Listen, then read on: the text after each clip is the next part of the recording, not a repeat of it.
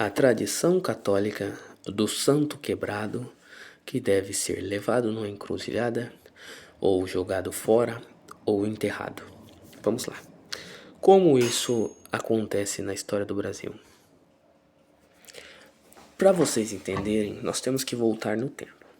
Primeiro, as primeiras imagens sacras feitas no Brasil, logo no período da colonização, das primeiras ordens religiosas, dos templários, depois posteriormente os jesuítas, tal, eram feitas de barro, tá certo?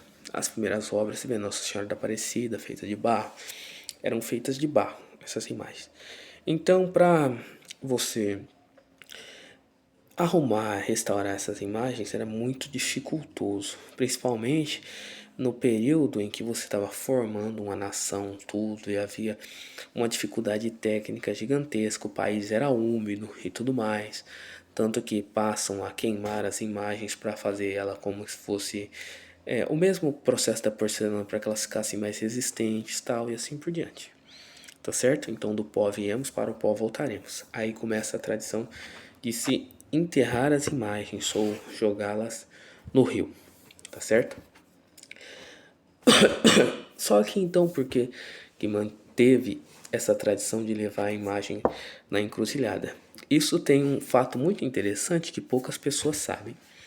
O Brasil tinha conventos que tinha algo chamado Roda dos Expostos ou Porta dos Desesperados, depende do contexto do período que era isso. No muro dos conventos e dos monastérios, os monastérios você deixava o menino e os conventos você deixava a menina. Tinha uma roda, tipo a pizzaria. Você coloca a pizza aqui dentro da cozinha, você roda, quem está do lado de fora não vê o mestre lá fazendo a pizza, mas a pizza vira para o lado de dentro. Aquilo é uma invenção dos conventos. Quando uma mulher sofria um abuso, algo do gênero, ou não tinha como sustentar o seu filho, assim por diante, ela botava na roda dos expostos, tocava um sino e virava para dentro. Então aquela criança, ela era criada no convento, ela ia receber uma formação sublime, porque naquele período, até no início do Império do Brasil e tal, até por volta de 1840, por aí, a melhor educação era dada por padres, porque você tinha latim, você tinha estudo das artes gregas, tudo, signos e tudo mais. Tanto que você pega lá o Coisa de São Bento, que foi construído posteriormente, que foi por padres alemãos, o Mosteiro de São Bento de São Paulo, ele tem signos para representar e assim por diante, porque era um estudo corriqueiro. E por que das imagens? Porque assim, aqueles conventos eram mantidos através do que? Da doação tal, ou cada convento, ainda é hoje assim, cada convento tinha uma arte específica. Então, uns eram padarias, outros eram editoras, outros eram marceneiros, outros eram pedreiros e assim por diante. Cada convento tinha o seu a, a sua profissão específica, a sua habilidade.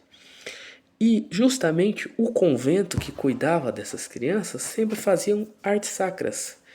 Então faziam imagens, tal, e assim por diante. Então começou-se a tradição de colocar na encruzilhada, porque as freiras iam e buscavam essas imagens quebradas, levavam para o convento, restauravam e vendiam elas mais baratas para que as pessoas mais pobres pudessem comprar. E esse dinheiro era revertido para a educação, para comida, para alimento, para roupa das crianças. Entendeu? Então, a tradição foi passando de pai para filho. Ó, vamos ajudar as freiras. Bota na encruzilhada as imagens que as freiras vai buscar. Só que o Dom Pedro II começou a perseguir as ordens religiosas. E as ordens religiosas foram se extinguindo. E aí a tradição se manteve, as pessoas continuam levando e colocando, e um vai repetindo o outro, e chega um ponto que a tradição se esquece e as pessoas continuam colocando sem saber. Ah, não pode ter imagem quebrada em casa, não sei o que lá. Por que era dito isso?